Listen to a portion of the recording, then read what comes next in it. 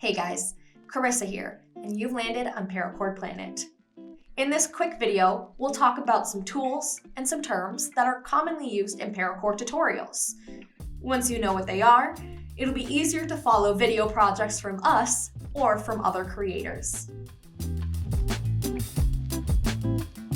First, let's look at the material itself. Paracord is made up of an outer sheath and inner strands. You can find many different sizes of paracord, and we just made a video about that. If you're curious to learn more, go ahead and check it out.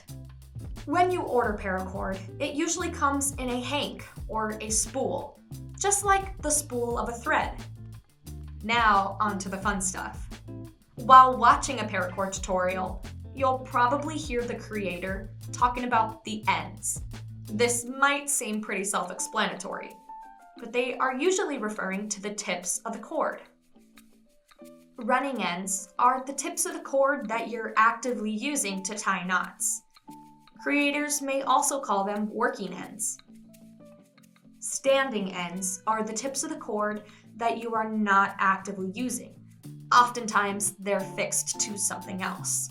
Most paracord bracelet designs will also call for a core, which are the foundational strands that you build your weave around. The more intricate the design, the more core strands you'll likely need.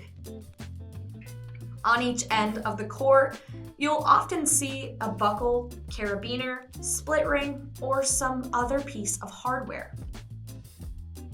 After the hitch, you usually use a special knot to hold the cords in place and start your weave.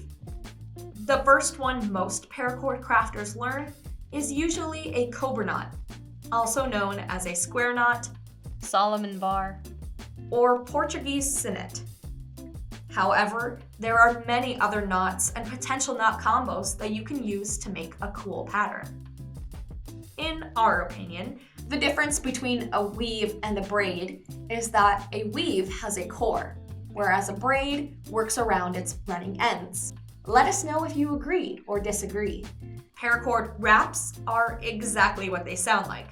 Essentially, it's when you cover an object in paracord for decoration, protection, or to change its texture. Lastly, let's go over some tools that you'll likely come across while working with paracord. Fins, or also known as lacing needles, help you thread cords through tight spots in a knot or weave. Instead of having an eye like a sewing needle, the back end is threaded like a screw. After trimming it and melting the end of your paracord for a few seconds, you can screw it into the fid. Keep in mind that fids come in 3 sizes to fit paracord with different diameters. Type 1 fids are designed to fit 95 paracord or microcord. Type 2 fids fit 325, 425, and coreless paracord. However, we found if you trim your cord at an angle before melting the end, you can get 550 in there as well. Type 3 fids are probably the most common. They fit 425, 550, 750, and 850 cord. Next, a knotter's tool, or marlin spike, helps you loosen or tighten knots more easily. This little guy has a slightly rounded tip to prevent snagging on the cord. And diamond bevel grips. We recommend using this or a smoothing tool instead of the bottom of your lighter to flatten down melted ends, giving it a more finished look.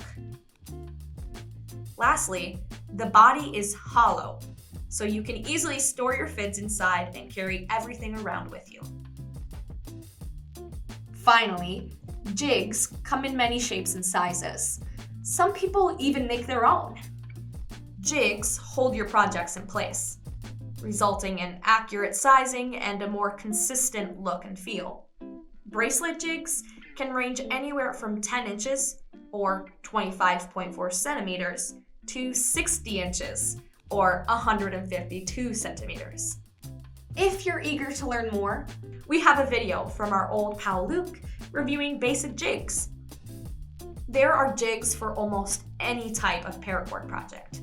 Some examples include a monkey's fist jig and a Turk's head knot or mandrel jig. And that's all for our common paracord tools and terms. Let us know if there's anything we missed, or if you have some advice for beginner crafters. Don't forget to hit that subscribe button for more paracord content. Thanks for watching, and see you next time.